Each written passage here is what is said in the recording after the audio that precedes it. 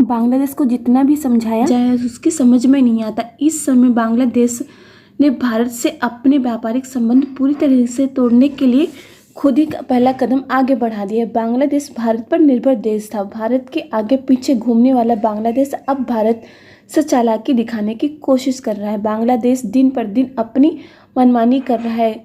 अभी तक बांग्लादेश का ग्लोबल टेक्सटाइल एक्सपोर्ट को भारत के माध्यम से किया जाता था, लेकिन अब बांग्लादेश भारत से चालाकी करने की कोशिश कर रहा है। अब बांग्लादेश ने कहा है कि जो दूसरे देशों में एक्सपोर्ट होगा उसे भारत नहीं बल्कि मालदीव के रास्ते से किया जाएगा। बांग्लादेश की यह चालाकी बांग्लादेश पर ही भारी पड़ सकती है आगे चलकर, क्योंकि अभी बांग्लादेश भारत को नीचा दिखाने के लिए ऐसा काम कर रहा है, लेकिन उसकी यह हरकत उसी पर भारी पड़ने वाली है आगे चलकर। पूरी अपडेट क्या है इस वीडियो में विस्तार से समझेंगे, लेकिन उसके पहले अगर अभी तक कि आप लोगों ने वीडियो को लाइक नहीं किया तो आप लोग वीडियो को लाइक कर दीजिए, साथ में चैनल को सब्सक्राइब कर नोटिफिकेशन बेल आइकन को जरूर दबा दीजिए, जिससे लेटेस्ट वीडियो की नोटिफिकेशन आप लोग को मिले और आप लोग वीडियो को सबसे पहले देख पाए। बांग्लादेश की नई सरकार भारत के खिलाफ शुरू से रही है।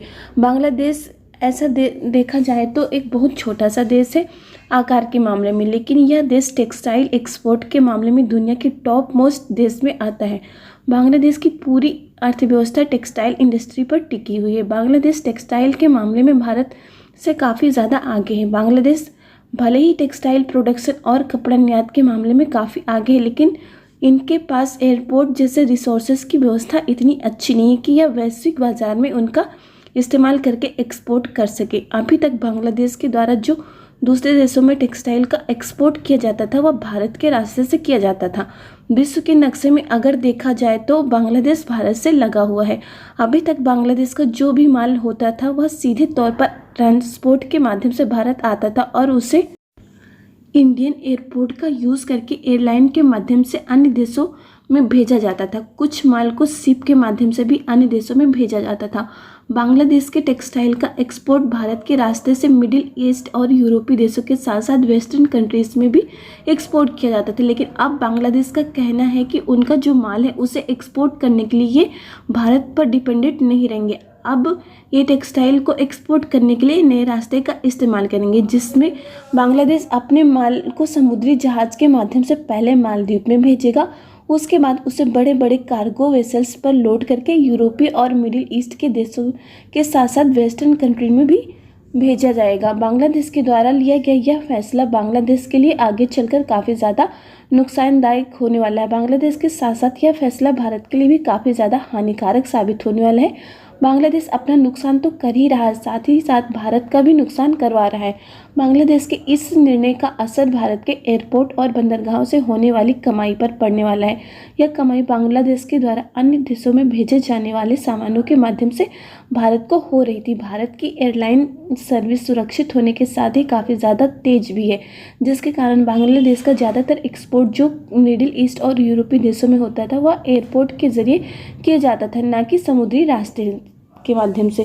बांग्लादेश से कपड़े की डिमांड काफ़ी ज़्यादा होती है। ज़्यादा डिमांड होने के कारण इसकी सप्लाई जल्दी करनी होती है, इसीलिए एयरलाइन का इस्तेमाल किया जाता है, क्योंकि अगर समुद्री रास्ते से एक्सपोर्ट किया जाएगा तो उसमें काफ़ी ज़्यादा समय लगेगा।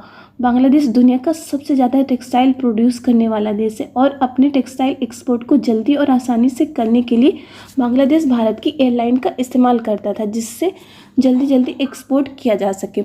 बांग्लादेश की टेक्सटाइल इंडस्ट्री का फ़ायदा भारत को भी मिल रहा था, क्योंकि अभी तक बांग्लादेश भारत के रास्ते से अपने कपड़े का निर्यात करता था, जिससे भारत को काफ़ी ज़्यादा कमाई होती थी। बांग्लादेश के इस कदम से भारत को काफ़ी ज़्यादा नुकसान होने वाला है, लेकिन अब सवाल उठता है कि मालदीव जैसा छोटा सा देश बांग्लादेश के माल को अन्य देशों में कैसे एक्सपोर्ट करेगा। मालदीव की एयरपोर्ट कंपनी ने इसी साल C2 air cargo transshipment service शुरू की है। इससे मालदीव की एयरपोर्ट कंपनी दुनिया भर के देशों से कहती है कि यदि आपको किसी सामान को ग्लोबल मार्केट में एक्सपोर्ट करना है तो उसे आप हमारे पास कार्गो शिप के माध्यम से भेज दीजिए, हम उसे अपने एयरपोर्ट से एयरलाइन के माध्यम से वैश्विक बाजार तक पहुंचा देंगे। मालदीव को यह सर्विस शुरू करे अभी ज़्यादा दिन नहीं हुए, लेकिन उन्हें आसपास के देशों से काफ़ी ज़्यादा ऑर्डर मिलना शुरू हो गए। मालदीव को जो सबसे पहला ऑर्डर मिला था वह बांग्लादेश की तरफ से ही मिला था। बांग्लादेश ने मई में अपने गारमेंट्स और टेक्सटाइल के प्रोडक्ट को मालदीव भेजा था, जिसे मालदीव की एयरलाइन कंपनी ने बांग्लादेश के माल को जर्मनी तक पहुंचाया था। मालदीव के द्वारा शुरू की गई इस सर्विस को शुरू हुए अभी 6 महीने भी नहीं हुए थे, लेकिन उनकी एयरपोर्ट पर दुनिया के बड़े बड़े देशों की कंपनियां जैसे कतार एयरलाइन, एमिरेट्स के अलावा कुछ अन्य कंपनियां जो अपने प्लेन को माध्यम से मालदीव में पहुंचे हुए सामानों को ग्लोबल मार्केट तक पहुंचाने का काम करती है। मालदीव को इससे काफ़ी ज़्यादा फायदा होता है। अब सवाल यह उठता है कि आखिर बांग्लादेश ने इतना बड़ा कदम क्यों उठाया कि उन्होंने भारत के माध्यम से होने वाले टेक्सटाइल के एक्सपोर्ट को मालदीव की तरफ से करने का फैसला क्यों लिया। बांग्लादेश इस समय दुनिया का सबसे बड़ा टेक्सटाइल और गारमेंट का एक्सपोर्टर है। बांग्लादेश के कुछ सालों के ओवरऑल एक्सपोर्ट को देखा जाए तो 2022-23 में पिछले सालों के मुकाबले काफ़ी ज़्यादा इम्प्रूवमेंट देखने को मिला था, लेकिन इस साल बांग्लादेश की टेक्सटाइल एक्सपोर्ट में काफ़ी ज़्यादा कमी देखने को मिली। इस पर बांग्लादेश का कहना है कि एक्सपोर्ट का कंट्रोल भारत के हाथों में है, इसलिए गारमेंट और टेक्सटाइल के एक्सपोर्ट में गिरावट देखने को मिली है। आप सभी लोग को पिछली वीडियो में बताया गया है कि बांग्लादेश की नई सरकार का भारत के खिलाफ होने और बिजली का बकाया न देने के कारण अडानी ग्रुप के द्वारा बांग्लादेश को बिजली की सप्लाई करना बंद कर दिया गया था, जिसके कारण बांग्लादेश की टेक्सटाइल इंडस्ट्री को पर्याप्त बिजली नहीं मिल पाई। बांग्लादेश की कई टेक्सटाइल इंडस्ट्री बंद भी हो गई, जिसका सीधा असर बांग्लादेश की अर्थव्यवस्था पर पड़ा। बांग्लादेश को अभी यह लग रहा है कि मालदीव के माध्यम से शिपमेंट करके उसके लिए काफ़ी ज़्यादा फ़ायदा होगा, लेकिन यह बांग्लादेश के लिए काफ़ी ज़्यादा खर्चीला होने वाला है, क्योंकि बांग्लादेश और मालदीव के बीच काफ़ी ज़्यादा दूरी है। बांग्लादेश को पहले समुद्री रास्ते से गारमेंट को मालदीव में ले जाना होगा, उसके बाद मालदीव से अन्य देशों को सामान भेजा जाएगा। इससे यह काफ़ी ज़्यादा दूरी पर हो जाएगा, लेकिन भारत के मामले में ऐसा नहीं है, क्योंकि भारत में बांग्लादेश से माल डायरेक्ट ट्रांसपोर्ट के माध्यम से चला आता है और फिर उसे एयरलाइन के माध्यम से तय समय में दूसरे देशों में डिलीवर कर दिया जाता है। बांग्लादेश के गारमेंट और टेक्सटाइल प्रोडक्ट की डिमांड काफ़ी ज़्यादा है, इसलिए बांग्लादेश को इसका एक्सपोर्ट काफ़ी ज़्यादा मात्रा में करना पड़ता है। डिमांड ज़्यादा होने पर इसकी सप्लाई भी काफ़ी ज़्यादा करनी पड़ती है और समय पर पहुंचाना भी होता है, क्योंकि देर होने पर इसकी डिमांड पर भी काफ़ी ज़्यादा असर पड़ता है। बांग्लादेश का यह कदम भारत के साथ साथ बांग्लादेश के लिए भी आगे चलकर काफ़ी ज़्यादा हानिकारक होने वाला है।